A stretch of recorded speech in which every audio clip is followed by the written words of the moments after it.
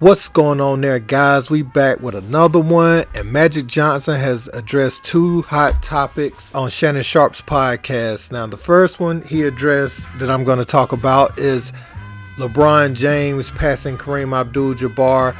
As you know, Kareem has had a lot to say about LeBron, saying he should keep his mouth shut, saying he should do this, he should do that when certain social issues come up.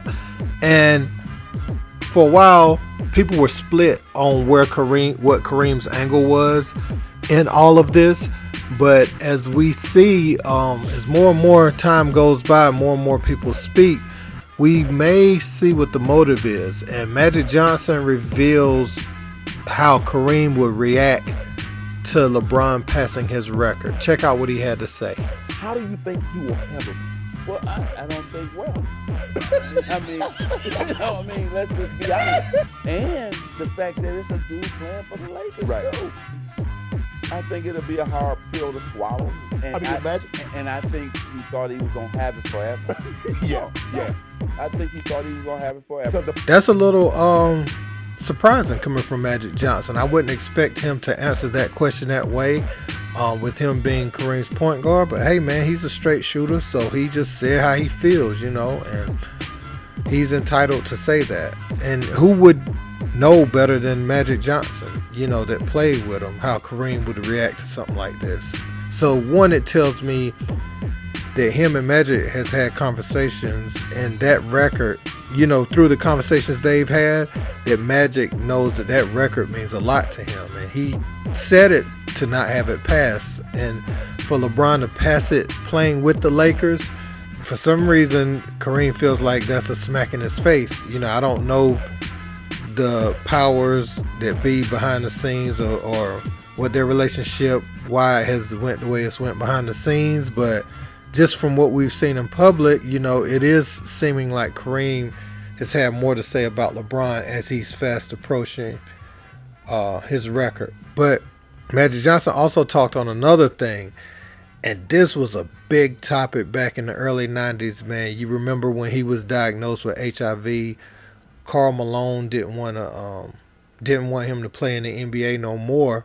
But Magic brought up some interesting points. You practice and play with me all through the Dream Team time, and then you come out and say that. Well, you had a chance to say that in my face. Check out what Magic said. The same people who used to give you the dap and the love hug, especially Karl Malone, he came out publicly with it. Now, I just played with you. Right. In the Dream Team. In the Dream Team. I practice against you every single day. Right. And now you don't want to play with me? I'm sorry, against me? Right. I say, wow, you could have just said that to me. Right. See, now, man, the thing with somebody like Karl Malone is it's always those guys like him, Bill Cosby, all those holier-than-thou figures, always talking down on somebody, have the darkest skeletons in their closet, man, have the darkest things they've done to people. And in Karl's case, he impregnated a 13-year-old girl while he was at Louisiana Tech, who gave birth to Demetrius Bell, who I believe played in the NFL. You know what I'm saying? So he, for him to be so judgmental about that, I also remember him talking about Iverson and them. When they came in with the do-rags and they had tattoos and pants was sagging. He had so much to say about them, but he's out here impregnating 13-year-olds. So don't stand on that high moral ground like that whenever you got something like that in your closet. You know what I'm saying? Like, he started trending again during The Last Dance, remember? And his son came out and had to try to defend his dad's honor because his dad was so bogus for getting that 13-year-old pregnant, And Karl Malone acts like nothing's ever happened. When you hear him talking in interviews and stuff, I guess, you try to block that noise out, but dude, you got that girl pregnant. We don't want to hear no high moral ground thing from you. We got to hide the children when you come around. Like, to me, once you a pedo, you always, that's in your mind. Like, you can't be trusted around children ever again, bro. That's what I would say, man. But check out what his son had to say. Hey, don't forget to like, share, and subscribe. I will be back next time. Check out this video though. Get mad at me, but at the end of the day, I mean, I'm just doing this for my family and, you know, just standing up for my dad. After, you know, last night's episode of Last Dance, you know, it showed how great of a player my dad is, but people don't want to see that. People want to look at his past. You know, he made a mistake, but at the end of the day, he's still a great dad. He still takes care of Demetrius. Demetrius is my brother. I love him to death. I mean, my dad's a part of all of his kids' lives, and people want to think he's not, but I mean, he literally does anything for us, and he'd take his shirt off his back for anybody. That's just who he is. And you know, it's just all that stuff that people say about him just takes away from what a great player he was and what a dominant player he was. And it, you know, it doesn't only hurt me, but I mean, it hurts me seeing my mom, because my mom literally deals with all this shit. She's the rock of the family, and me and my dad had social media. He'd be on here, the same thing. But I mean, my dad's just a country boy. I mean, he still has a damn flip phone. So I mean, I just think, me as one of his sons, and seeing all this stuff said about him on Twitter, I just wanted to step up.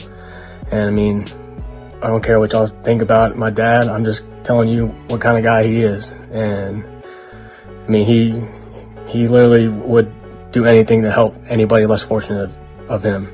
I mean, he's taught me a lot of stuff, and I've ran with it. And he's taught everybody in my family a lot of stuff that I value. And watching him last night on The Last Dance was like, I mean, growing up, I mean, I was a little kid running around the stadium, so I really didn't pay attention to him playing, but I wish I would have, because last night watching him, I was like, damn, like, that's my dad, and I was proud. But then, you know, social media came, and reading everything said about my dad, like, fuck Karl Malone, he's a piece of shit, horrible father. I mean, it's all bullshit. If anybody knows my dad, they know he's a great man and great father. And I just, everybody who's saying all these negative things are people who've probably never seen my dad play, are reading, or took the time to meet my dad or talk to my dad. When they did that, they'll realize that, oh damn, I feel bad for everything I said about him. But you know, that's just how the world is. People read one thing and they want to run with it. And you know, that, I mean, I'm fine with that, but it's just, you know, it hurts seeing it as one of his sons just reading negative things about my dad when it's not true, because it takes away from what a great player he was.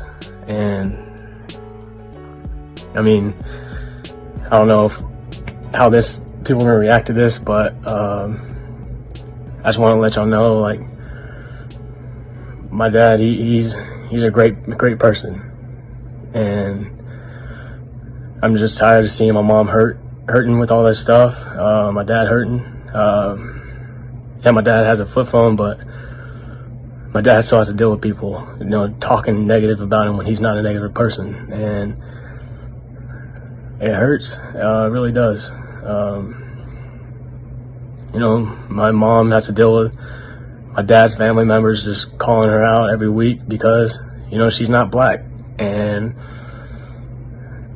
my mom still stays strong, and my mom's active on social media, but she still sees the things that people say about my dad, and it hurts her, because I mean, she knows that's not who my dad is.